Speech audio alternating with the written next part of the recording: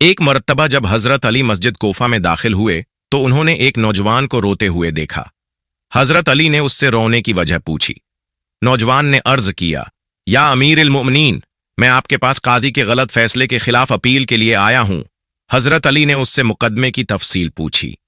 نوجوان نے بتایا، میرے والد کچھ لوگوں کے ساتھ سفر پر گئے تھے۔ جب وہ لوگ واپس آئے تو میں نے ان سے اپنے والد کے بارے میں پوچھا۔ انہوں نے کہا کہ وہ سفر کے دوران فوت ہو گئے۔ جب میں نے ان سے وہ رقم ہے جو وہ میرے والد کو دے کر جاتے تھے پوچھی جو میرے والد ساتھ لے کر گئے تھے، تو انہوں نے کہا کہ ان کے پاس کوئی رقم نہیں تھی، حالانکہ مجھے یقین تھا کہ وہ اچھی خاصی رقم لے کر گئے تھے۔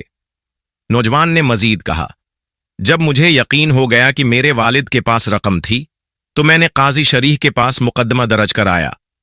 قاضی نے ان لوگوں کو بلا کر ان سے قسم لی۔ سب نے قسم کھا کر کہا کہ میرے والد کے پاس کوئی رقم نہیں تھی۔ چنانچہ قاضی شریح نے انہیں بری کر دیا۔ یہ واقعہ سن کر حضرت علی نے فرمایا، میں اس مقدمے کا ایسا فیصلہ کروں گا جیسا کہ حضرت داؤد کے سوا کسی نے نہیں کیا۔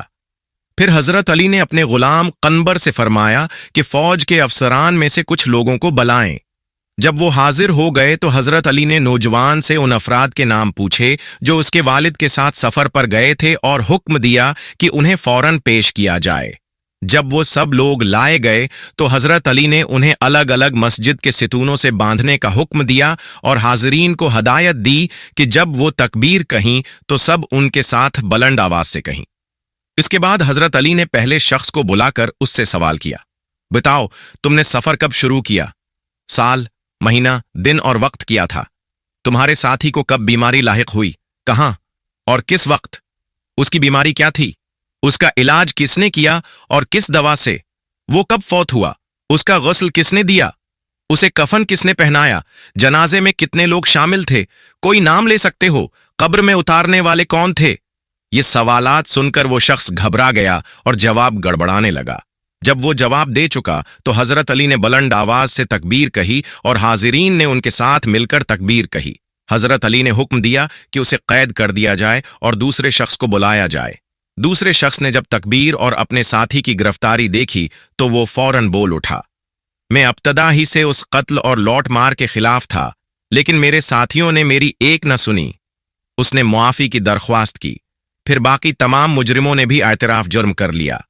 حضرت علی نے انہیں مجبور کیا کہ مقتول کے بیٹے کو اس کے والد کی رقم واپس کریں اور قتل کی سزا بھی ادا کریں۔ قاضی شریح جو وہاں موجود تھے حضرت علی کے فیصلے کو دیکھ کر حیران رہ گئے اور عاجزی سے پوچھا، یا امیر المؤمنین، آپ نے حضرت داؤد کے جس مقدمے کا ذکر کیا وہ کیا تھا؟ حضرت علی نے فرمایا، حضرت داؤد ایک مرتبہ ایک گلی سے گزر رہے تھے جہاں کچھ بچے کھیل رہے تھے۔ وہ ایک لڑکے کو ماتت دین مر گیا کہہ کر بلا رہے تھے اور وہ اسی نام پر جواب دے رہا تھا۔ حضرت داؤد کو یہ نام عجیب لگا، چنانچہ انہوں نے لڑکے کو بلا کر اس کے نام کی وجہ پوچھی۔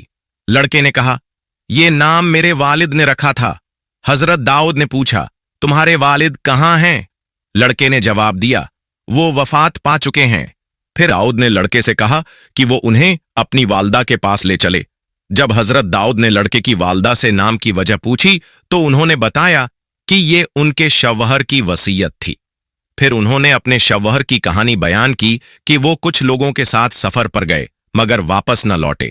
جب ان کے ساتھی لوٹے تو انہوں نے بتایا کہ وہ سفر کے دوران فوت ہو گئے۔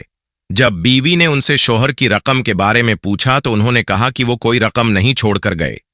یہی واقعہ بیان کرنے کے بعد حضرت علی نے قاضی شریح اور دیگر حاضرین سے فرمایا، حضرت داؤد نے بھی اس مقدمے کا وہی فیصلہ کیا تھا جو میں نے آج کیا ہے۔